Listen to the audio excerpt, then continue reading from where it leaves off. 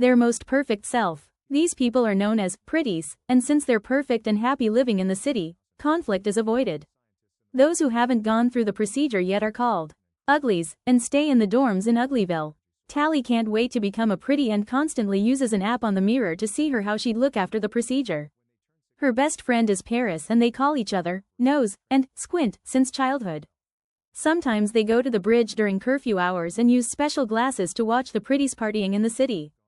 Tally will be turning 16 in 3 months, but Paris is older and he's getting his operation tomorrow. They have matching scars on their hands and promise they won't let the doctors erase them when they become pretty. At that moment a patrol drone flies by, so they run back to their dorms. The next day during assembly, Tally overhears other students discussing the smoke, a hidden place outside the city led by some guy named David. It's said many people escape the city and hide there, but most students don't think it's real. At that moment a hologram of Governor Cable appears and gives a speech on the importance of being pretty and perfect. Then all those who turned 16 are called and Tally says goodbye to Paris while telling him to meet her at the bridge in 1 month. In the evening, Tally watches the fireworks above the city and remembers the day she met Paris. Her parents had just dropped her at the dormitories and Paris was behind her in line. They exchanged nicknames and hit it off, so they quickly became best friends. One day Paris accidentally cut his hand when taking a tablet from Tally, so she got the same scar while they promised to stay friends forever. Days pass and Tally sticks to her routine of going to class and looking at herself in the mirror. She often checks her interface ring too, but there are no messages from Paris. After a month, Tally uses her ring to hack the window open and leaves it behind because it has a tracker. She sneaks around and makes it to the bridge, but Paris hasn't shown up. Getting worried, she uses some rope to climb on the bridge and dangerously moves under it until she makes it to the city.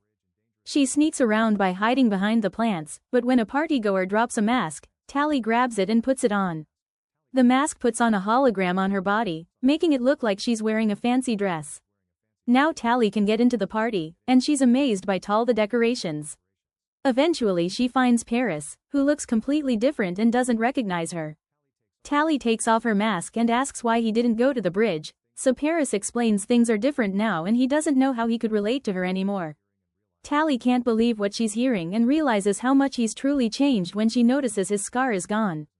At that moment the security system detects her presence and Tally has to run away from the incoming guards. She gets stuck in a balcony, so she steals a bungee jacket and jumps. The fall is rather long, but the jacket causes her to bounce and land gently nearby instead. Then Tally runs out of the city by climbing under the bridge again. When she accidentally kicks a stone into the water, a drone finds her and comes closer to arrest her. Suddenly her classmate Shay appears and makes Tally get on her hoverboard so they can fly away to escape. The drone tries following them, but Shay is a fast driver and manages to lose it by doing tons of crazy turns in the woods. To thank her for the help, Tally breaks into the kitchen and steals some snacks. The girls bond over their experiences and how hard it is to be left behind when all their friends turn 16 first. They realize they have the same birthday and get excited to have a friend to become pretty with. The next day Shay brings a second hoverboard and tries teaching Tally how to use it, but she immediately falls. At school Tally is shocked to see some girls give Shay back a book, since those aren't around anymore. The girls are impressed by the text's description of surviving in nature and wonder if that's what the smoke is like. Tally borrows the book while the girls call her cool for her stunt last night, which makes her angry because it means Shay told everyone. She's afraid they may punish her by denying her the operation, but Shay assures her the system wants everyone to be a pretty. As days pass, Tally reads the book but she still keeps dreaming about the operation.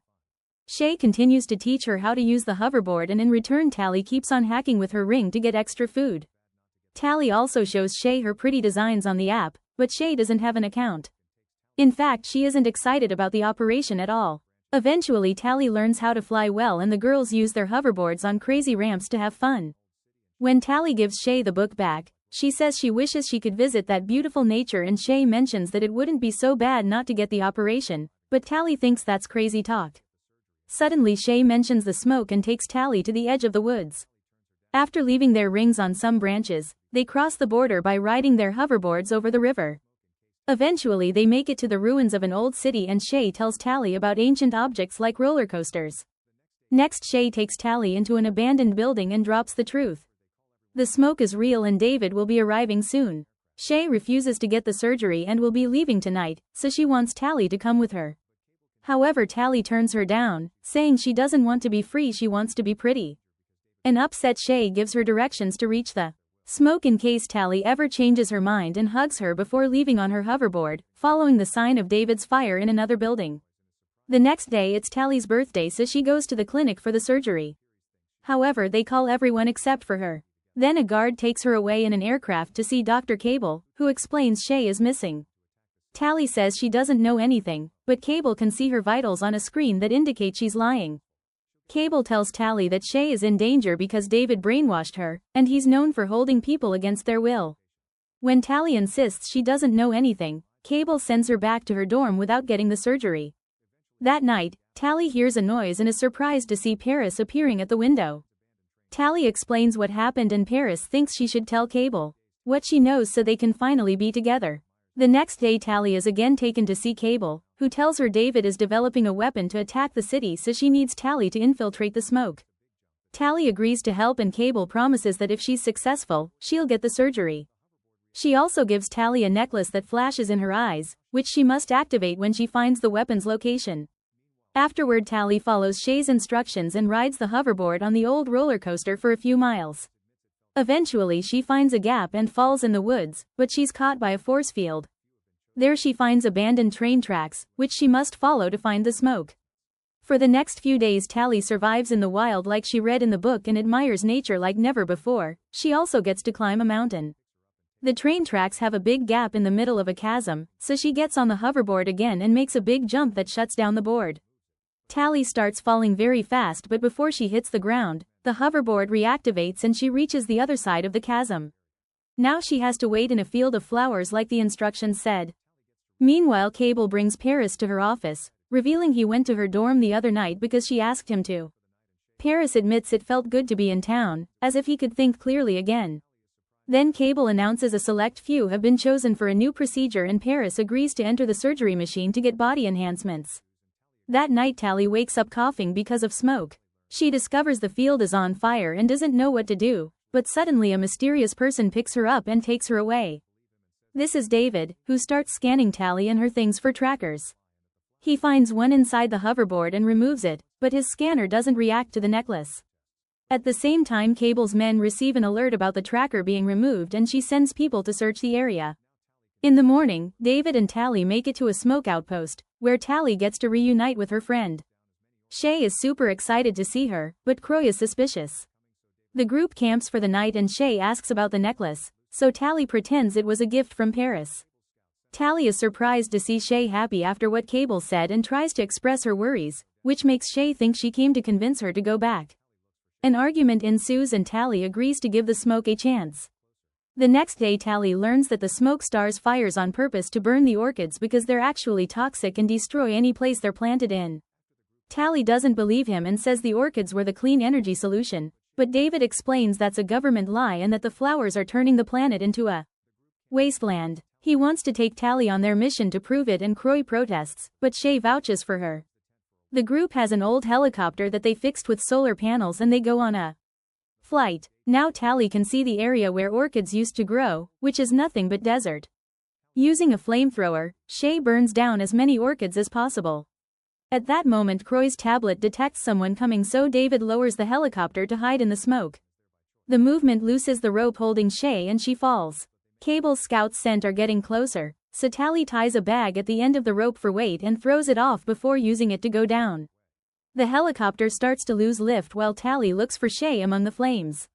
Luckily she finds her, and when a scout tries to get closer, Tally grabs the bag on fire and throws it at him. Then the girls hold onto the rope and the helicopter flies away right before a scout can jump on too. After the group lands, Croy points out the scouts could have only found them because of Tally, but Shay defends her and David thinks anyone who risks their lives for a smoke is worthy of a chance. The group camps for the night, but Tally can't sleep because she keeps thinking of Cable and how she taught her to manipulate the rebels. She leaves the tent for a walk and finds David bathing in the river, so she gets back in the tent to hide her embarrassment. The following day Tally is blindfolded and finally taken to the smoke, where a whole community is thriving in nature. Tally thinks it's harder than in the city, but she admits food tastes better when you grow it yourself. Even old people must work and there's no money, so things are shared or traded. Most importantly, everyone is there by choice. The train tracks are being recycled to make tools, but they make no weapons because they're pacifists.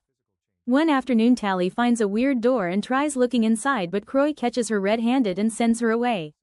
Tally starts using tools to help with the tracks, tastes spicy food for the first time, and shares the dances around the fire. Sometime later, David teaches Tally how to use a hunting crossbow and they enjoy their time together. It takes her a few tries, but eventually she hits the practice target. On their way back, David explains he never saw the city because he was born in the wild and grew up with his family. Tally is shocked to hear this because she barely knew her own parents. Then David gifts her a pair of gloves. At that moment, a smoke member comes back from Orchid burning with a wound, saying the scouts are still around. She also explains those scouts were faster and stronger than normal. Afterward, Shay notices Tally wearing the gloves and points out it's a big deal. Objects have different value there and David made those, so giving them to Tally means he likes her. Shay tells Tally to make her choice already and stop playing with them. The next time Tally goes on a walk with David, she mentions she heard rumors of a weapon to destroy the city, so David takes her to a house far from camp. There she meets David's parents, Az and Maddie, who are the ones guarding all the books.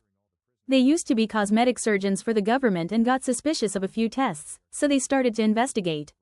It turns out the physical changes were just a cover to hide the fact people got their brain altered too. Becoming a pretty means being dumb and slow under a fake sense of happiness so the state could easily keep them under control. The operation has also killed many people, which was kept secret. When Cable realized Az and Maddie knew the truth, she stole all their research. People working fourth state like doctors were actually given a cure so they could think clearly while working, so David's parents chose to flee the city and grow old normally in the woods. They've been looking for a way to recreate the cure, but there's a synthetic component they don't have, so they only have a base serum. This is the so-called weapon that could destroy the city.